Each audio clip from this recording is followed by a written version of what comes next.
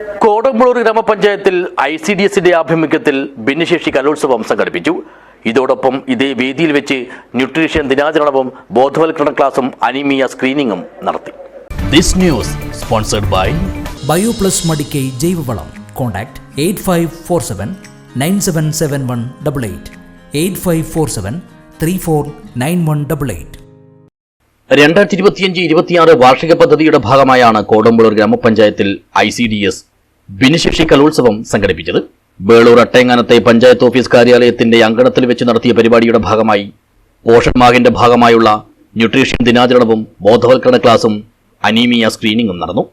Panchayat president P. Sreeja പരിപാടിയുടെ ഉദ്ഘാടനം നിർവഹിച്ചു. തീർച്ചയായിട്ടും വളരെ വ്യത്യസ്തങ്ങളായിട്ടുള്ള അനുഭവങ്ങളിലേക്ക് നമ്മുടെ നാട്ടിലുള്ള വിവിധങ്ങളായിട്ടുള്ള ആളുകൾ വ്യത്യസ്ത തരത്തിലുള്ള വ്യത്യസ്ത കഴിവുകളുള്ള വ്യത്യസ്ത ഇടങ്ങളിൽ നിന്ന് പ്രശ്നങ്ങളിൽ നിന്ന് സാഹചര്യങ്ങളിൽ നിന്നൊക്കെ എത്തുന്ന ആളുകളെ പരിഗണിക്കാൻ പറ്റുന്ന തരത്തിലേക്കുള്ള പദ്ധതികളാണ് ഈ വർഷം നമ്മൾ നടപ്പിലാക്കാൻ വേണ്ടി ഉദ്ദേശിച്ചിട്ടുള്ളത്. സ്വാഭാവികമായിട്ടും ചില പരിമിതികൾ ഈ സാഹചര്യത്തിലുണ്ട്. നമ്മുടെ ഏറ്റവും വലിയ പരിമിതി എന്ന് പറയുന്നത് വളരെ തിരക്ക് പിടിച്ചിട്ടുള്ള ഒരു സാഹചര്യം, ഒരു സമയം എന്നുള്ളതാണ്. എന്നാൽ അതിനെയൊക്കെ നമുക്ക് അതിജീവിക്കാൻ വേണ്ടി കഴിയും. ഇതിനെയൊക്കെ മറികടന്നുകൊണ്ട് നമുക്ക് നടത്താൻ ഉദ്ദേശിച്ചിട്ടുള്ള എല്ലാ പരിപാടികളും നന്നായി നടത്തണമെന്നാണ് ഭരണസമിതി ആലോചിച്ചിട്ടുള്ളത്.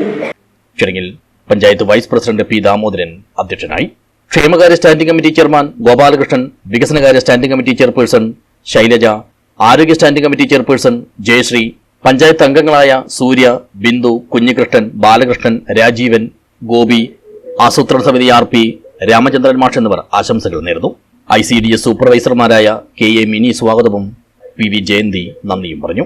ചിത്രരചന, കളറിംഗ്, കഥാരചന, കവിതാരചന, നാടോടി നൃത്തം, സിനിമാറ്റിക് ഡാൻസ്, പ്രച്ഛന്നവേഷം, കവിത, നാടൻപാട്ട് തുടങ്ങിയ പരിപാടികൾ ഭിന്നശേഷി കലോത്സവത്തെ ആകർഷകമാക്കി.